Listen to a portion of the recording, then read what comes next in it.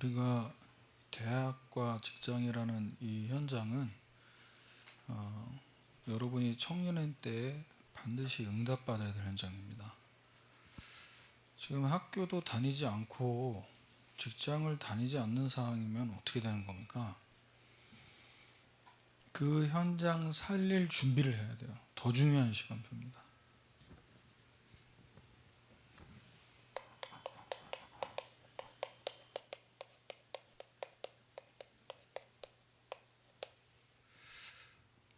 영적으로 완전 무방비 상태입니다. 그래서 무방비 상태라는 건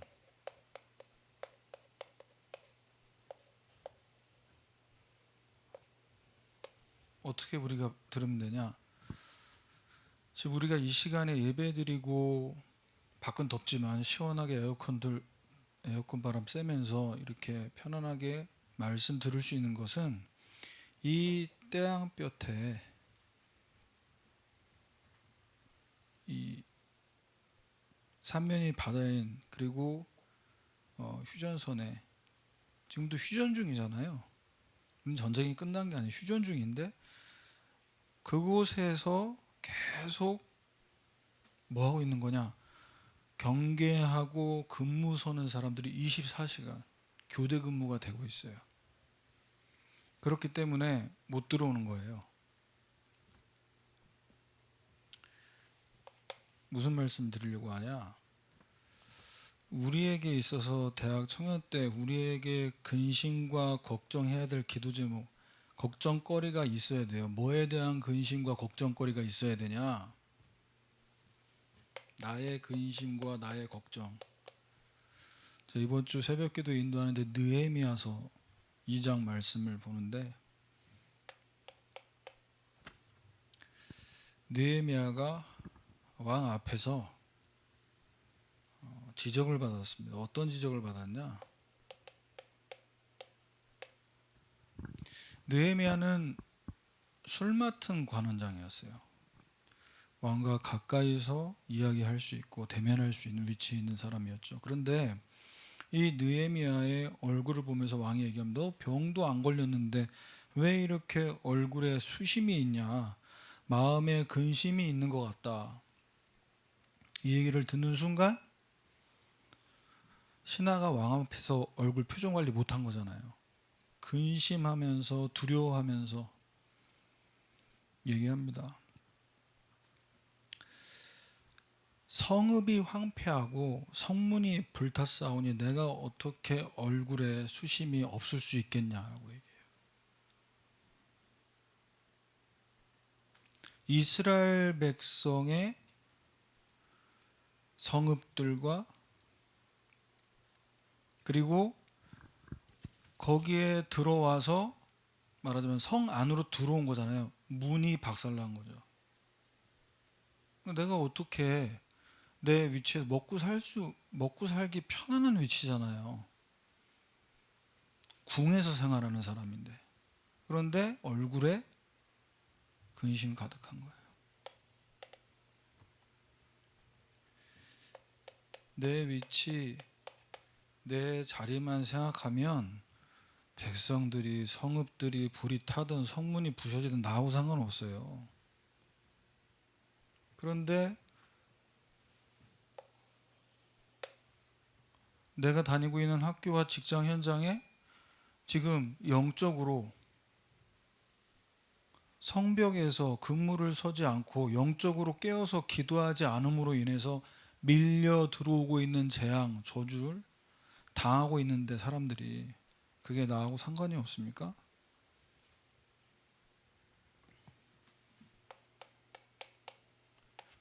느헤미야의 이야기를 들은 왕이 뭐라고 얘기하냐?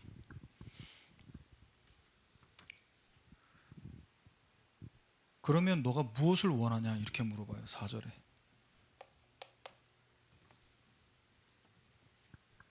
이때 느헤미야가 뭐라고 얘기하냐?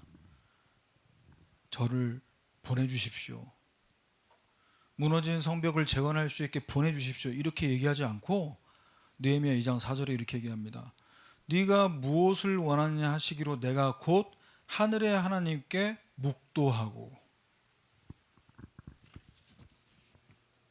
이게 여러분 학교 현장에서 직장에서 승리할 수 있는 비밀입니다. 내가 힘든 표정 하니까 왕이 내 부탁 들어준다고 지금 물어보시네. 이건 기회다 하고 거기서 낼름 받아먹은 게 아니라 어떻게 했다고요? 하나님의 인도를 구하기 위해 기도한 거예요. 응답이다. 내가 바라고 원하던 게 드디어 왔구나. 거기서 흥분한 게 아니라 하나님께 다시 기도한 거예요. 그래서 여러분 대학 들어가서 감사하죠. 이렇게 취업 어려울 때 여러분 직장 생활하고 있는 거 감사하죠. 근데 그게 일회성으로 단회적으로 지나가는 응답 되지 않기 위해서 뭐 해야 되냐? 그 응답을 주신 하나님이 왜 이 응답을 나에게 주셨는가를 질문해야 돼요. 왜 이 친구를 만나게 하셨습니까, 하나님? 나는 가만히 있는데 왜 이렇게 목사님 제가 이렇게 소개가 들어옵니까? 이 사람 만나라 저 사람 만나라. 아싸, 진짜 흔하지 않은 기회인데 놓치지 말아야지. 이게 아니라 하나님의 인도가 무엇인지를 기도하면서 찾아야 돼요. 어디서? 예배 속에서, 말씀 속에서.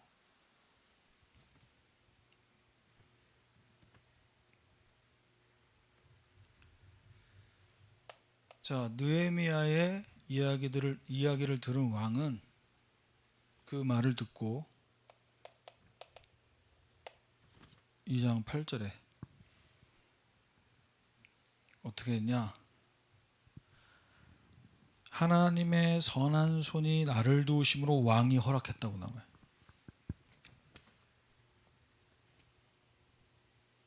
하나님의 선하심. 내가 안 좋은 표정을 해서 왕이 안쓰러운 마음에 내 기도를 듣고 허락했다. 이게 아니라 하나님의 선하심이 왕의 마음을 하나님께서 어떻게 한 겁니까? 성벽 재건하는데 인도받도록 허락을 받게 하신 거예요. 그래서 우리 착각하면 안 됩니다. 내가 기도해서 내가 하나님 앞에 뜻을 정하고 박식에 기도해서 하나님 응답해 주셨다고. 하나님 응답한 거 맞죠.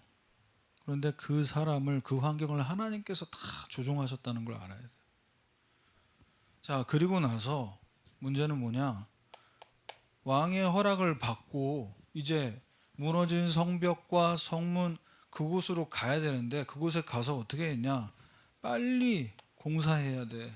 빨리 고쳐야 돼. 이거 한 게 아니에요. 11절에 보면요. 예루살렘에 이르러 머무른 지 사흘 만에라고 나옵니다. 느헤미야는 왕의 허락도 받았어요. 모든 정권을 주어준 거 아닙니까? 쥐어준 거 아니에요. 그 손에. 그런데 거기서 가자마자 빨리 성벽을 세워야 된다.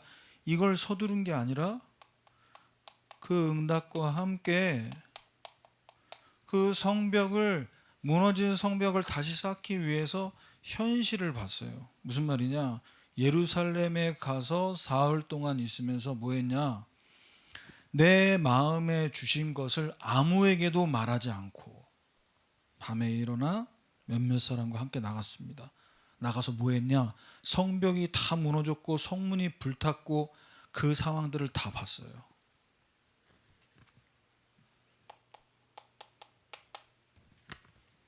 여러분, 뜨거운 마음으로 하나님의 은혜를 사모하면서 복음에 대한 감격과 감사가 여러분 안에 늘 뜨겁게 넘치길 바랍니다. 그런데 현장 가서는 가슴을 뜨겁게 현장 가서 영혼 구원에 대한 가슴이, 복음에 대한 이 열정이 불타되 우리의 머리와 우리의 시선은 차가워야 돼요. 머리 뜨거워지면 곤란합니다. 물불 안 가리고 막 덤비거든. 그래서 느헤미야처럼 어디서부터 어떻게 어느 정도로 공사를 시작해야 될지 이것을 살폈어요. 여러분 학교와 직장 현장에 무너진 이 영적으로 무방비해서 마귀에게 사탄 문화에게 잠식되어 가고 있는 이 현장 어디서부터 우리가 세워야 됩니까? 여러분 자신부터, 여러분 자신의 무너진 성벽부터 다시 재건하시길 바랍니다. 내가 지금 방학인데 이제 개강하면 이 학교 현장 이제 얼마 안 있으면 졸업하는데 직장 가면 어떻게든 되겠지. 맞아요. 어떻게든 돼요. 오늘은 힘들지만 몇 달 뒤에 나는 그 일을 능히 감당하고 있어요. 제가 얘기하는 건 뭐냐? 일을 잘하고 공부가 잘 되고 안 되고 이걸 얘기하는 게 아니에요. 영적으로 무너져 있는 그 현장을 누가 살릴 수 있냐? 그 현장을 살리기 위해서 나는 지금 어디가 무너져 있는지를 봐야 돼요.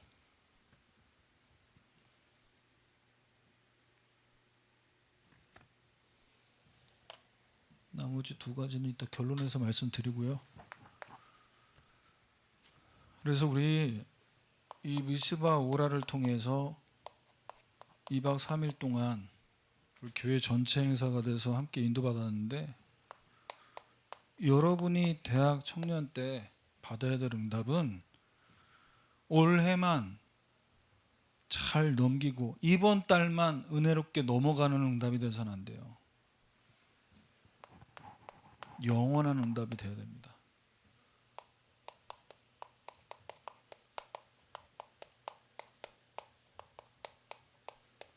그래서 이 지나가는 응답도 있어야 돼요.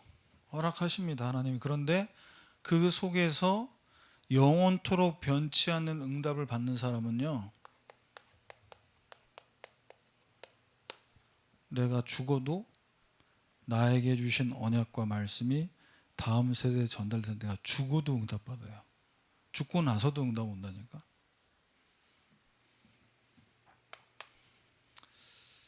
자, 입다라는 사사는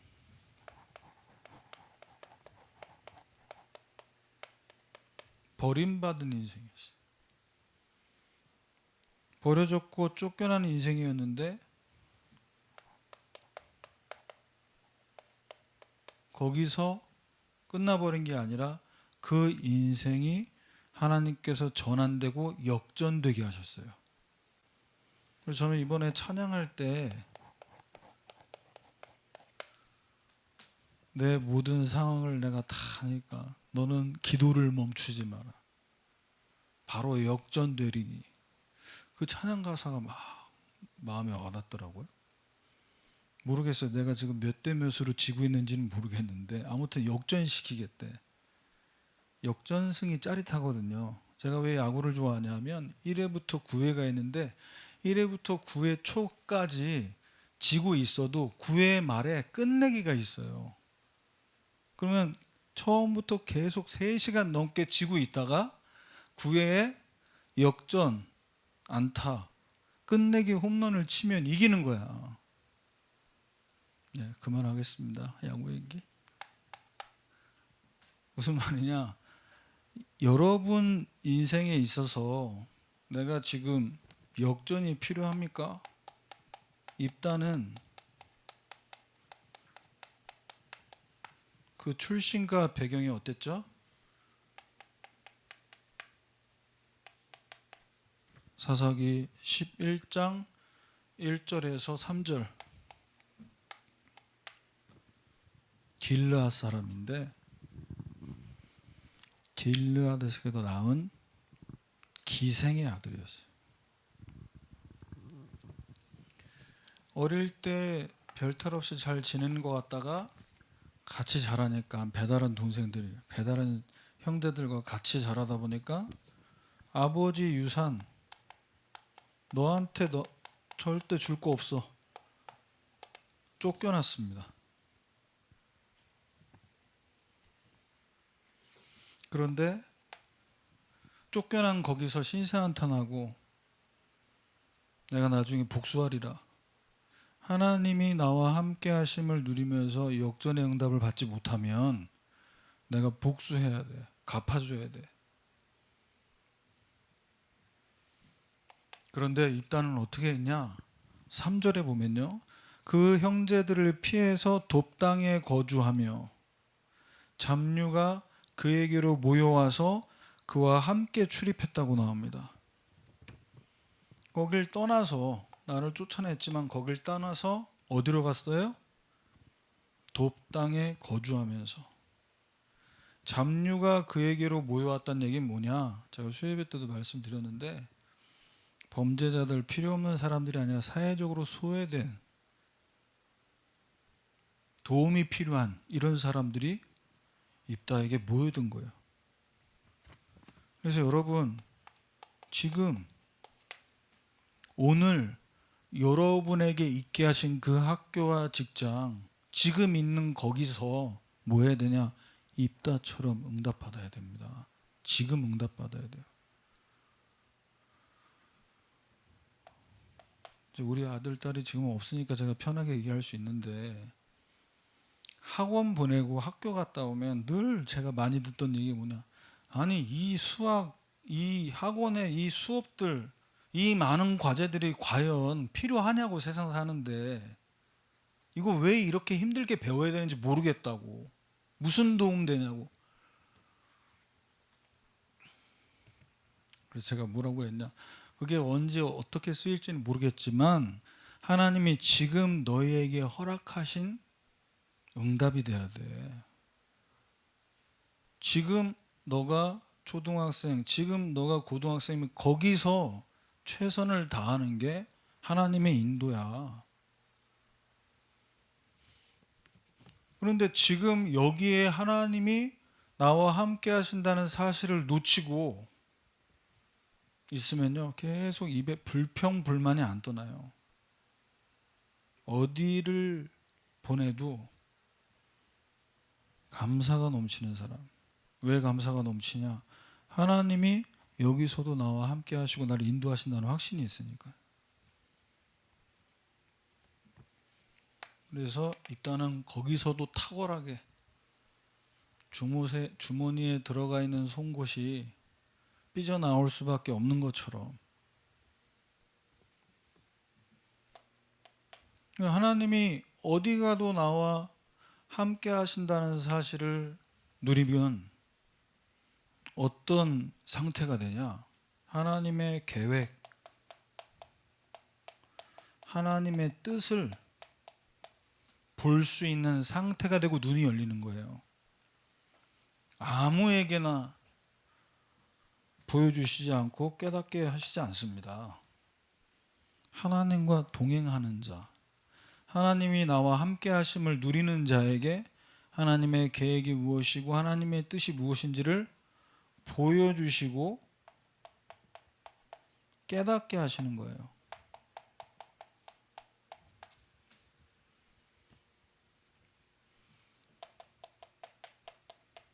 사사기 11장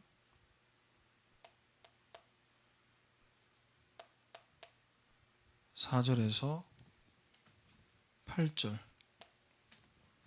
자, 4절에 얼마 후에 암몬 자손이 이스라엘을 치려고 한다고 나왔어요. 얼마 후에. 뭘 나타내는 겁니까? 하나님의 때가 있다고요, 반드시. 근데 이 얼마 후가 한 달 뒤인지 1년 뒤인지는 알 수 없는 거죠. 여러분이 지금 20대 때를 지나서 30대 생각할 수 있잖아요. 나 30대 정도 되면 결혼하지 않을까? 20대 후반에 연애를 해서 돈 모아서 서울 어딘가에 자가가 바로 구해질 수는 없으니까 뭐 월세로 시작하든 하겠지? 뭐 이렇게 그림 그리잖아. 그런데 보세요. 같이 나와 평생 동반자로 갈 사람이 언제 만나질지를 어떻게 하냐고요. 얼마 후에. 자, 5절에는 암몬 자손이 이스라엘을 치려 할 때 얼마 후에 해서 치려할 때가 왔어요. 언젠간 결혼하겠지 해서 이제 사람을 만나게 될 때가 왔어요. 어떡할 거예요? 하나님께서 허락하신 이 때가 되기 전에 뭐 해야 되냐? 지금 청년의 때에 뭐 해야 된다? 하나님이 주신 말씀을 가지고 기도하면서 내가 대학 생활, 대학 졸업하고 직장 들어가서 가정을 이루어서 여기에 대한 그림을 그려놔야 돼요. 그 그림이 없으면 어떻게 되냐? 회사 다니면서 방황한다니까요. 학교 다니면서 방황해요. 자, 근데 보세요. 사사 입단은 이러한 하나님의 때가 되니까 6절 보면요. 입다에게 길르앗 장로들이 찾아와서 이렇게 얘기합니다. 당신이 와서 우리의 장관이 되라 이게요. 와서 암몬 장소가 싸워달라는 얘기죠. 그러면서 7절에 이 이야기를 들은 입다가 여러분이어도 저여도 이렇게 반응하는 건 당연할 것 같아요. 아니 쫓아낼 땐 언제고 지금 와가지고 본인들 아쉬우니까 도와달라고?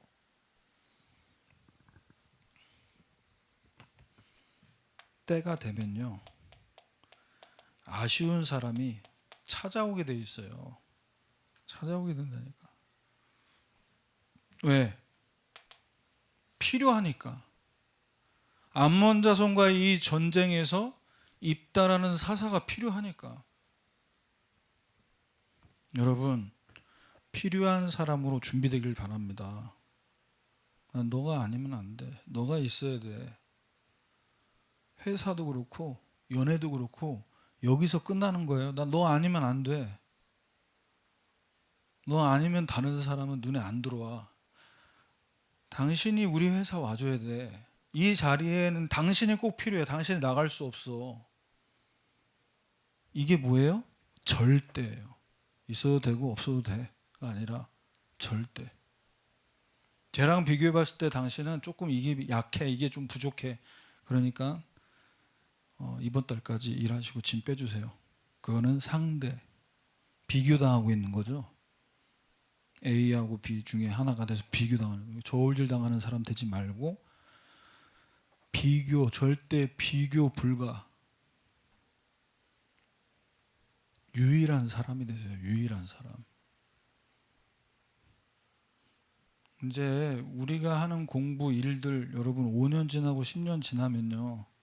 얼마나 많은 일들을 로봇들이 대체하고 있겠습니까? 지금도 AI가 물어보면 답을 다 해주고 심지어는 AI하고 챗 GPT하고 교제를 하는데 사람들이 찾아오게 필요한 사람으로 준비되어야 된다. 그러기 위해서는 지금 이 장로들이 날 찾아와서 아쉬운 소리 하네. 이것들 한번 좀 고생 좀 하게 하다가 가야 되나? 라고 할 수 있지만 입단은 그렇게 하지 않았어요. 왜? 하나님이 나를 향한 계획과 뜻을 갖고 계셔. 미래를 두고 나를 이곳에서 있게 하셨다가 이제 나를 다시 부르시는 거잖아. 그런데 하나님의 계획과 뜻이 아니라 내 과거에 대한 상처를 갖고 있었다면 안 갑니다. 당신들 알아서 망하든 죽든 난 여기서 정착하고 있어요 지금. 그렇게 반응할 수 있잖아요. 이 장로들이 사실은 가정에서 집안 식구들한테 쫓겨난 거지 장로들이 입다를 쫓아낸 건 아니거든요. 그런데 왜 지금 입다는 장로들에게 이렇게 얘기를 합니까?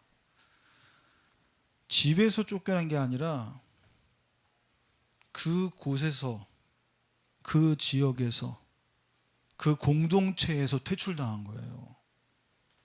그러면 누구의 동의가 있어야 됩니까? 장로들의 동의가 있어야지. 그래야지 퇴출당하죠. 장로들이 직접 입다를 쫓아내는데 가해자 역할을 하지 않았지만 충분히 방관자의 역할을 했다.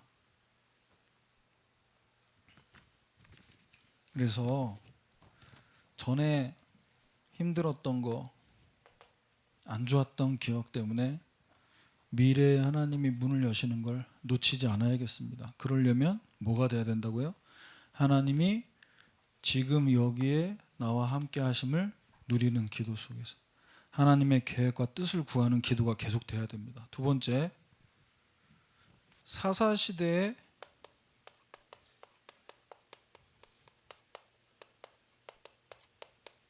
하나님의 역사. 하나님께서는 구원의 역사를 계속 이루셨는데 그 시대에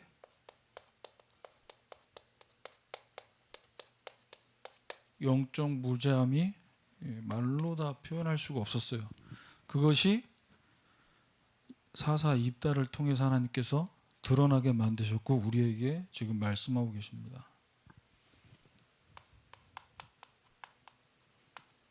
암몬과의 전쟁. 사실은 입다가 아무리 뛰어난 전사였어도 그 한 사람이 돌아온다고 해서 이길 수 있는 싸움이 아니었습니다.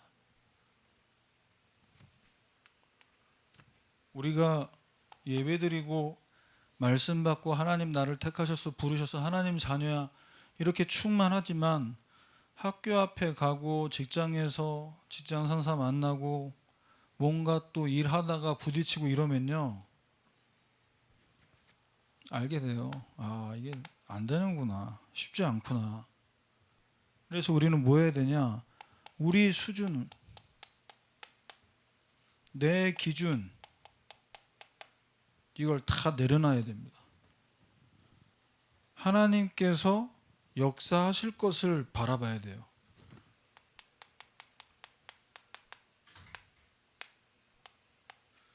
사사기 11장 32절 33절입니다. 여호와께서 그들을 그의 손에 넘겨주심에 34절에 매우 크게 무찌르니 암몬 자손이 이스라엘 자손 앞에 항복하였더라. 불가능한 이 싸움이 언제요? 하나님이 누구 손에? 입다 손에 넘겨주셨어요. 여러분 학교나 직장에서 주도권 싸움 하지 말고 영적인 주도권을 여러분이 차지하시길 바랍니다. 영적인 주도권을 누가 지우는 거예요? 내가 있는 학교와 직장에 있는 영혼들과 그 현장을 두고 계속 기도하는 사람, 영적 주도권을 갖고 있어요. 그럼 하나님이 지금 왜 이 현장 이곳에 이렇게 응답하셨냐? 사사기 11장 10장 16절. 우리 수준, 우리 기준은 안 되는데 왜 하나님은 입다에게 이렇게 응답하시고 역사하실 수밖에 없었냐? 이스라엘 백성들이 공고함으로 말미암아 하나님께서 마음에 근심했다고 얘기해요. 이스라엘 백성들이 우상 숭배하고 그래서 재앙받고 이 계속 반복되는 걸 하나님 보실 때 어떻게 마음 아파하시는 거예요. 뭐 우상 숭배했잖아. 내가 하지 말라고 하는데 계속 했네. 벌 받아. 그걸 기뻐하시는 게 아니라 마음 아파하신다고요. 그래서 혹시라도 여러분 기도할 때 하나님 제가 예배 성공 못하고 영적으로 상태 안 좋아서 저 이렇게 힘들게 하시는 거예요. 하나님 기분 좋으세요? 절대 그렇지 않습니다. 이걸 아셔야 돼요. 하나님의 마음. 하나님 백성이 힘들어하고 어려워하고 고통당할 때 그걸 마음 아파하신다니까요. 자, 그런데 이 입다가 이상한 서원 기도를 합니다.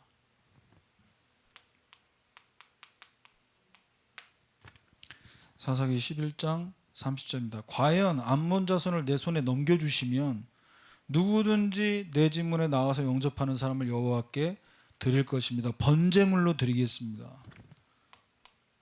사람을 잡아서 드리겠다고, 제사 지내겠다고 얘기하고 있어요. 하나님이 지금 이걸 시키신 게 아니에요. 이러한 승리와 응답을 주신 건 이스라엘 백성을 빨리 돌아오게 만들길 원하시는 마음에서 승리를 허락하신 거지, 내가 이 응답 줬으니까 너는 뭐 줄래? 이걸 조건부로 내세운 게 아니라니까요. 왜 이런 이상한 서원 기도를 할 수밖에 없냐? 잘 보셔야 돼요. 복음 아닌 다른 것이 입다의 마음과 생각 속에 오랫동안 자리 잡혀 있는 거예요. 복음 아닌 다른 것이 체질된 겁니다. 자, 이걸 왜 체질이라고 이렇게 얘기하고 지나가면 안 되냐? 29절에 보면요, 여호와의 영이 입다에게 임하시니라고 나왔어요. 하나님의 영이 임했다는 건 입다가 우리로 지금 얘기하면 성령 충만한 상태였다니까. 성령의 임재가 있었던 거기에 왜 이런 이상한 복음 아닌 다른 기도를 해서 결국 딸을 죽게 만들었어요. 죽게 만든 본인이 죽였죠. 하나님께 드린다고 약속했으니까. 이해가 되냐는 거예요. 성령 충만한데. 우리도 모르게 복음이 자리 잡기 전에 우리 안에 형성되어져 있는 것들이 있어요. 우리도 모르는 종교, 우리도 모르는 율법, 이게 복음보다 먼저 자리 잡고 있어요. 그래서 성령 충만한 사람이 복음으로 체질이 안 돼 있으면 왜 무섭냐, 이런 거예요. 엄마가 아빠가 이번에 수련회 갔다 왔는데 네, 이런 응답을 받고 왔어. 하나님이 우리 기도해야 된다고 하셨어. 그럼 새벽마다 기도하자. 애들은 지금 수험생인데 아침마다 눈이 여기 무릎까지 다크서클이 내려와 있는데 자기는 은혜 받고 와서 새벽 기도하자고 얘기해. 아침마다. 왜? 나는 은혜 받았어. 수련회 가서. 내 기준이잖아요. 나이 50 넘어서 은혜 받은 사람이 해야 하는 기도와 지금 학교 다니면서 피곤하게 직장 생활하고 있는 대학 청년들이 하는 기도하고는 달라야 되잖아요. 복음보다, 하나님 주신 은혜보다 내가 가지고 있는 이 기준이 더 앞서는 거예요. 이걸 바꿔야 됩니다.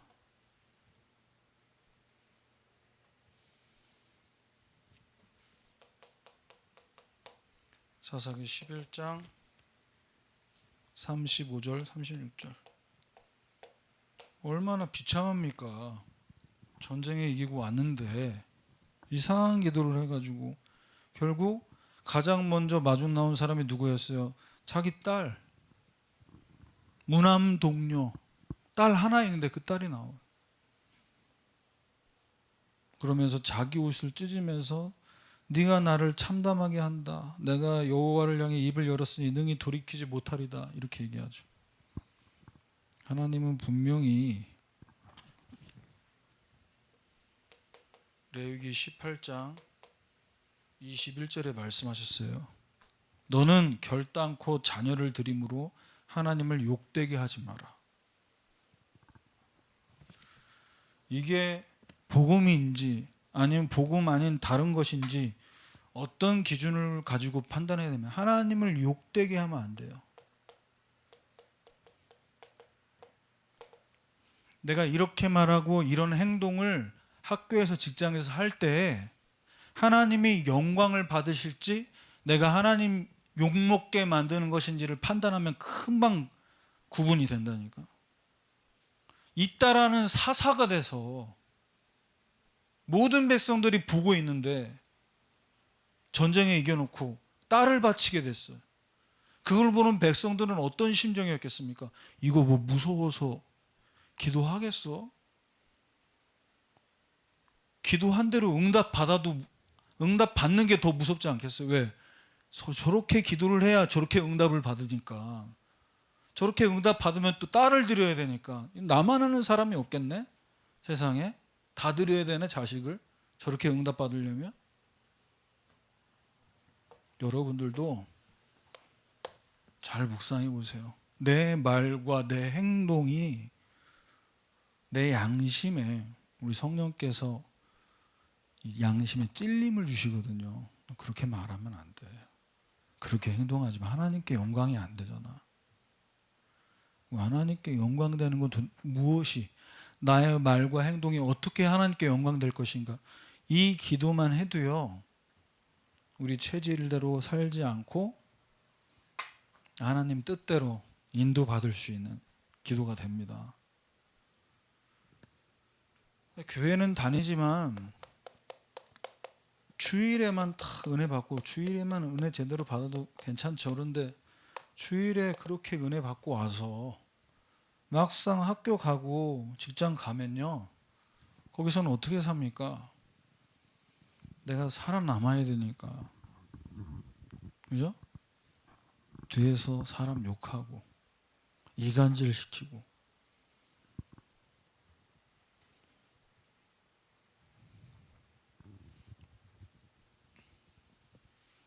자, 입다의 인생은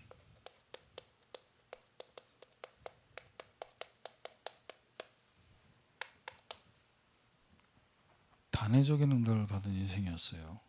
우리는 입다를 보면서 영원한 응답을 어떻게 받을 것인가, 이걸 자꾸 찾아야 됩니다.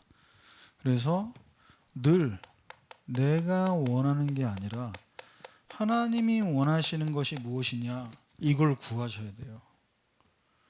나 공부 제대로 되고 직장 제대로 가야 되는데 그거 모르시나요? 아신다니까. 하나님이 뭘 원하시냐고. 그걸 빨리 찾으세요. 내가 지금 이 나이가 되고 30대가 돼서 누군가를 만나서 결혼을 해서 가정을 이루어야 되는, 그걸 하나님께서 더 원하십니다. 그러면 나는 내 이상형이 있고 내가 원하는 스타일의 성격에 이성을 두고 계속 거기에 맞는 사람을 막 눈 시뻘겋게 쳐다보면서 이러면 부담돼. 그렇게 쳐다보면 안 돼. 하나님이 원하시는, 하나님께서 기뻐하시는,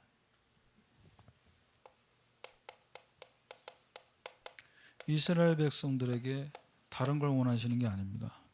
언약을 회복하고 이 언약이 다음 세대에 전달되는 걸 원하세요. 이게 하나님 원하시는 거예요.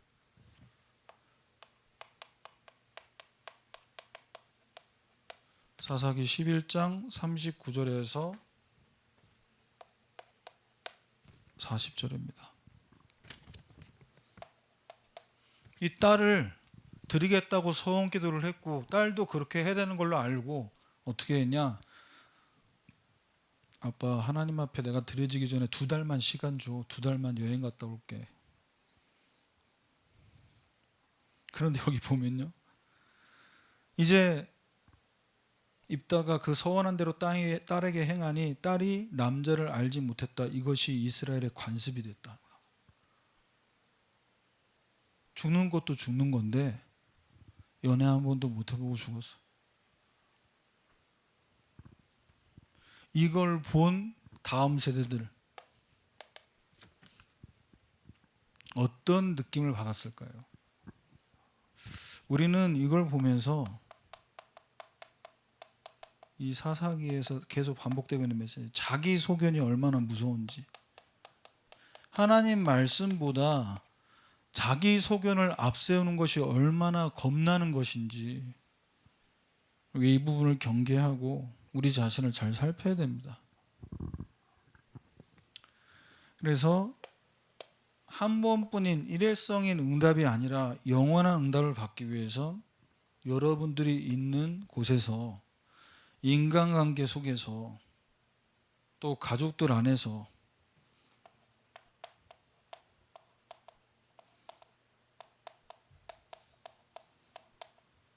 인간관계의 갈등, 입다와 에브라임 사람들이 나오는데요. 사사기 12장 1절입니다. 암몬 자손하고 싸우러 갈 때 너 왜 우리를 부르지 않았냐라고 얘기해요. 그러면서 너무 심각한 겁니다. 우리가 반드시 너하고 네 집 불살을 거야. 이 얘기를 들으니까 너무 황당한 거예요. 입다는. 아니 내가 전쟁 나갈 때 분명히 도움 청했는데 그때는 들은 채도 안 하더니 지금 와가지고 따지네. 전쟁 다 끝난 상황인데. 위치, 그 위치와 주도권, 왜 뜬금없이 이런 얘기를 했을까요? 에브라임 사람들은 뜬금없는 게 아니고요. 사사기 8장 1절에 기드온이 사사일 때도 이렇게 얘기했어요. 너 미디안하고 전쟁하러 할 때 우리한테 왜 우리 부르지 않았어라고 얘기했어요. 그런데 이 에브라임 사람들이 왜 이렇게 불만을 제기를 할까? 자기들 인정 안 해주고, 물론 그것도 있었겠죠. 근데 생각을 좀 해보니까 므낫세 반지파였잖아요. 기드온도 므낫세 반지파에 속한 가문이었잖아요. 길르앗이. 거기서만 사사가 나오니까 에브라임에서는 사사가 안 나오고 여호수아 이후로. 그런데 기드온은 입다처럼 에브라임하고 붙어 싸우지 않았어요. 어떻게 했냐? 하나님의 인도를 어떻게 받았냐? 사사기 8장 2절 3절에 이렇게 나옵니다. 내가 한 일이 어찌 너희가 한 것과 비교되겠냐? 그때 그들의 노여움이 풀렸다라고 나와요.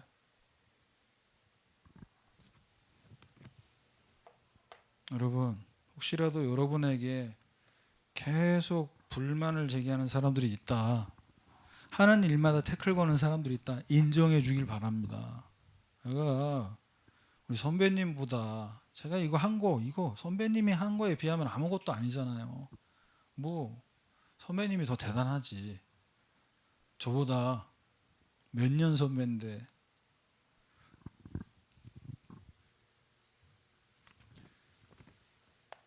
자, 결론입니다. 학교와 직장을 두고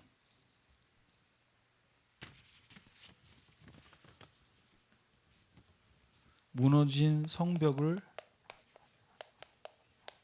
세워야 됩니다.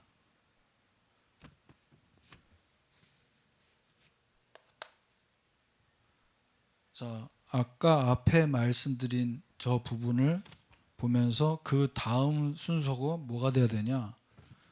느헤미야가 성벽을 세울 것을 어떻게 하냐? 이제 현장 파악을 하고요.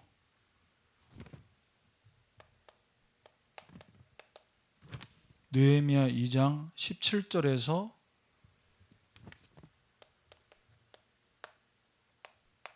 20절의 내용입니다. 후에 17절에 읽어드릴게요. 예루살렘 성을 건축해서 다시는 우리가 수치당하지 말자. 내가 왕을 통해서 이 성벽 재건을 위해서 하나님의 선하신 손이 함께 하심으로 여기까지 왔다라는 간증과 이제는 이런 수치를 당하지 않아야 된다라는 것을 선포하고 있어요. 여러분, 느헤미야는 선지자도 아니고 제사장도 아니에요. 왕궁에서 일하는 신하였어요. 목사님만, 교역자만 할 수 있는 일이 아니라니까. 현장에 있는 여러분이 할 수 있는 일이에요. 제가 학교를 들어갈 수 있습니까? 못 들어가잖아요. 코로나 이후로. 외부 사람들. 어느 한정되어 있는 공간은 들락날락 할 수 있지만 학교 현장 안에 들어갈 수 없잖아요. 직장은 뭐 더 말할 것도 없고. 자, 그런데 이 말씀을 선포할 때 반응들이 일어납니다. 이 말을 듣고, 느헤미야가 하는 말을 듣고 업신여기고 비웃는 사람들, 업신여기고 비웃는 사람들. 네가 교회 다니는 거 알겠는데 뭐 학교를 위해 기도하자고? 직장을 두고 너가 기도한다고? 어쩌겠다는 거야? 뭐 여기서 학교에서 전도하겠다는 거야 지금? 큰일 날 사람이네 이 사람이. 지금 우리 회사에서 네가 지금 교회 얘기하고 다니겠다는 거야? 이렇게 비웃는 사람도 있어요. 그들에게 보여줘야 돼요. 뭘 보여줘야 되냐? 20절입니다. 느헤미야가 이 말을 듣고 뭐라고 대답했냐? 하늘의 하나님이 우리를 형통하게 하실 것이다. 우리가 일어나 건축하려니와 오직 너희에게는 예루살렘에 아무 기업도 권리도 없고 하나님이 어떻게 해야 형통하게 하시겠다. 그래서 여러분 지금 좀 2주 만에 대청부 예배 들어서 그런지 많이 피곤해 보이시는데 지금 시간상은 많이 안 지났습니다. 지금 여러분들 표정으로 느껴지는데 내 체감상 내가 한 2시간 설교한 것 같아 지금. 나도 기가 빨려. 너무 더워서 잠을 잘 못 주무신 것 같은데 마지막 결론 내리겠습니다. 말씀을 선포했습니다. 그런데 이때 예레미야가 이렇게 얘기할 때 백성들이 반응했어요. 백성들이 어떻게 했냐? 그들의 18절입니다. 느헤미야 2장 18절에 그들의 말이 일어나 건축하자 하고 모두 힘을 내어 이 선한 일을 하려 하매. 모두 힘을 내서 모두 힘을 내서 일어나서 건축했어요. 느헤미야가 혼자 마음 답답해서 왕한테 허락받고 와서 돈 들여서 일 되게 만든 게 아니에요. 그 말을 들은 백성들이 다 일어나서 힘을 냈다니까. 여러분 일어나시길 바랍니다. 다 끝났습니다. 설교 끝났으니까 눈 뜨시고 일어나시길 바랍니다. 그래서 이번 한 주간 여러분 사사 입다처럼 우리가 한 번 쓰임받고 가는 사람 말고 영원히 쓰임받을 사람으로 준비될 수 있도록 말씀 속에서 중요한 답을 찾는 은혜가 있기를 주님의 이름으로 축원합니다. 아버지 하나님 감사합니다. 대학 청년회 때 주신 이 말씀들 우리 마음에 잘 새기게 하셔서 우리 개인과 학교와 직장과 또 교회 현장을 두고 무너진 성벽을 재건하는 한 주간 되게 하옵소서. 그리하여 한 번 응답받을 것이 아니라 우리가 영원한 응답 받기 위해서 무너진 것들을 다시 세우고 그래서 입다처럼 지나가는 사사가 아니라 대학과 직장 현장에서 계속 응답받을 사람들로 세워지는 한 주간 되게 하옵소서. 예수 그리스도 이름으로 기도합니다. 아멘.